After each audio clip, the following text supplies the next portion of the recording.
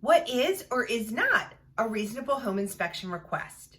If you're new to my channel, my name's Rebecca Loewer, Homes by Rebecca with eXp Realty, and I talk about all things real estate and living in Harford County.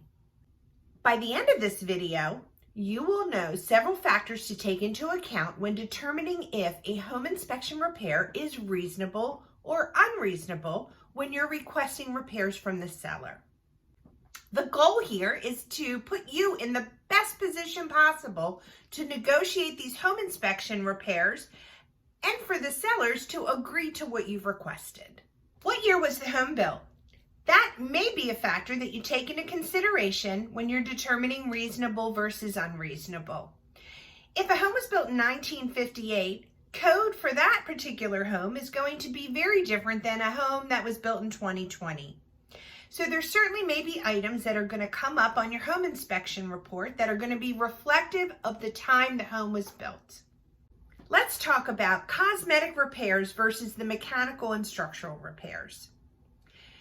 You want to make sure that you're moving into a home that is safe and sound. Mechanical, structural. You want to make sure that the items that you're asking for are things that the seller is going to be agreeable to fix for you. Mechanical, structural. Because let's face it, the cosmetic things are things that you may change anyway once you move into the home. We are not going to be asking for cosmetic repairs. Another factor to consider is the state of the market, meaning, is this a buyer's market, a seller's market, or a balanced market? So for example, right now we're in a seller's market and homes are going under contract within 1 to 2 days, and a lot of them have multiple offers. In that situation, you may not ask for as many repairs as you would on a home that had been sitting on the market for months. You're really going to concentrate on the mechanical, structural, safety concerns, and major defects.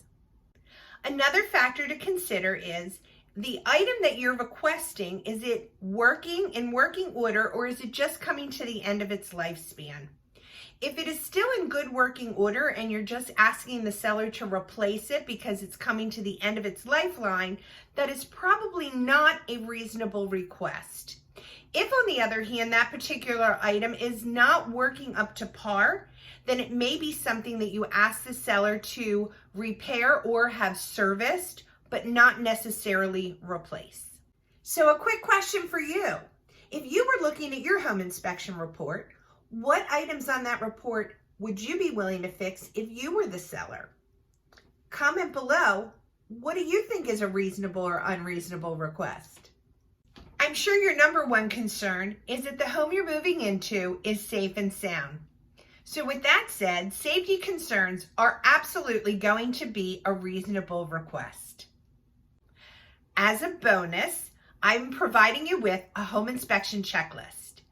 This checklist is a little bit different than what the home inspector is going to actually do during the inspection, but I find that it's useful as you're searching and touring different homes.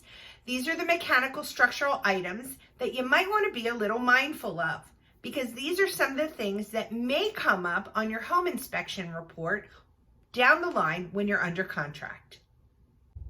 Another thing to keep in mind, are there any of these items that you already know you're going to make changes to?